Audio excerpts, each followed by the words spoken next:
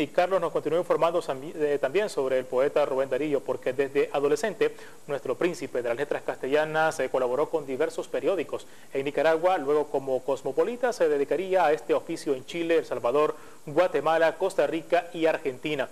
Así también sería corresponsal del diario La Nación en España y Francia. Carlos Jarquín nos informa.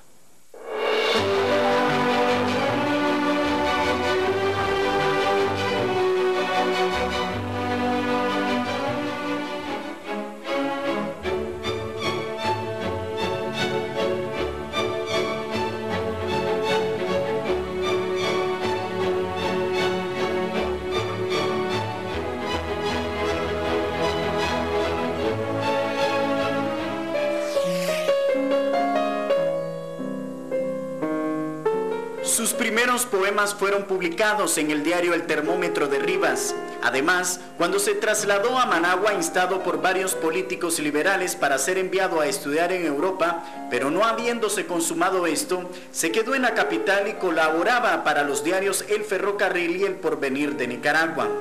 En ese tiempo habían varios periódicos en León. Él escribe y además, acordate que Darío era liberal, ¿verdad? Entonces sus escritos son escritos, digamos, que para el clero y para los conservadores de la época a algunos les parecían escandalosos, ¿no?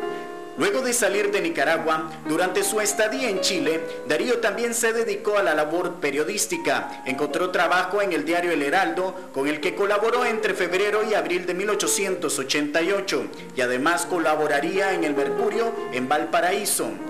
En ese año publicaría Azul, libro que le diera gran reconocimiento en el mundo de la literatura hispánica. Esto le valió para que el diario La Nación de Argentina lo hiciera corresponsal, el cual era el periódico de mayor difusión en toda Hispanoamérica. Luego de salir de Chile, Darío radicó en Centroamérica. Vivió en El Salvador, donde el presidente de la época, Francisco Menéndez, lo nombró director del diario La Unión, periódico que apostaba a la unidad centroamericana. De esa trinchera defiende y él propugna porque se logre la Unión Centroamericana, porque él estaba clarísimo de que como naciones independientes íbamos a ser, digamos, débiles, como lo seguimos siendo ahora, separados. Se han hecho tantos intentos y no se puede.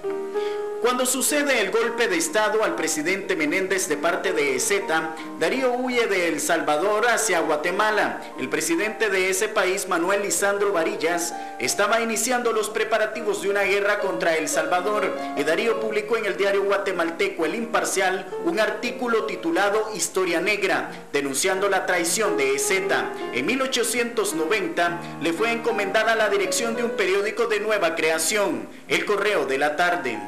Claro, este periódico tenía el propósito, según el presidente, de que pudiera divulgar los avances del gobierno guatemalteco de entonces. Sin embargo, la mayor tendencia, el mayor espacio ocupado en las páginas del periódico era por la literatura.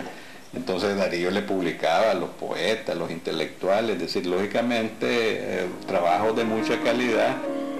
El Correo de la Tarde dejó de percibir subvención gubernamental, por lo que Darío tuvo que abandonar Guatemala y probar suerte en Costa Rica, en donde también hizo colaboraciones con algunos diarios. Sin embargo, dejó ese país.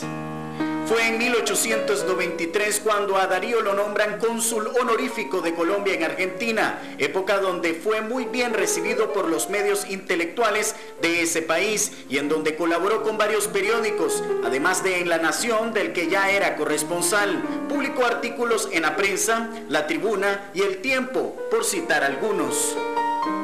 Era alguien que miraba en el periodista un medio de difundir un pensamiento propio, de difundir ideas claras, de difundir, de luchar contra la corrupción que ha existido o que existía en esa época. La etapa más fructífera de Darío en su faceta periodística fue cuando el diario La Nación, a ofrecimiento de él mismo, lo envía como corresponsal de España para que cubriera el estado en que se encontraba aquel país europeo luego de la derrota que sufrió contra los Estados Unidos en 1898. Darío llegó a España con el compromiso que cumplió impecablemente de enviar 4 crónicas mensuales a la nación. Estas crónicas terminarían recopilándose en un libro que apareció en 1901 titulado España Contemporánea, Crónicas y Retratos Literarios. La Nación era un periódico que en aquella época, cuando Darío comienza, ya está tirando, tiene un tirada de 35.000 ejemplares en Buenos Aires, y que luego, años después, siempre estando Darío, supera los 100.000 ejemplares. Entonces, hay gente que está leyendo y que no le vas a contar con cualquier cuento.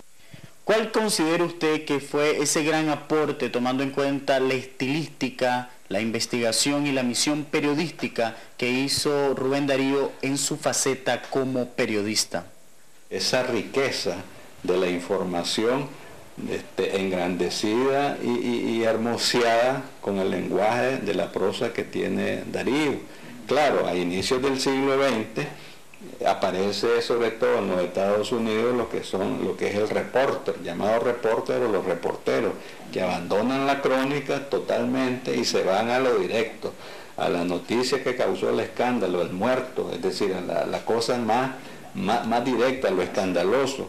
Entonces, sin embargo, fíjate bien que este aporte de Darío en la época, ahora, 100 años después, está retomando. En el mes de abril de 1900, Darío visitó por segunda vez París con el encargo de la nación de cubrir la Exposición Universal que ese año tuvo lugar en la capital francesa, donde el centro de atención era la inaugurada Torre Eiffel y con celebración del centenario de la revolución de ese país. Sus crónicas sobre este tema serían recogidas posteriormente en el libro Peregrinaciones.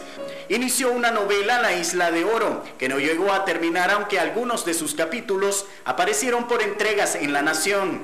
Luego de dejar el cargo como embajador de España, Darío se dedicaría a escribir Canto a la Argentina en París, trabajo que se convertiría en la última obra publicada por el poeta. En cada uno de los países que Darío visitó nos dejó una huella imborrable con sus escritos, heredándonos la imagen exacta de sus gentes, tradiciones, historia y culturas.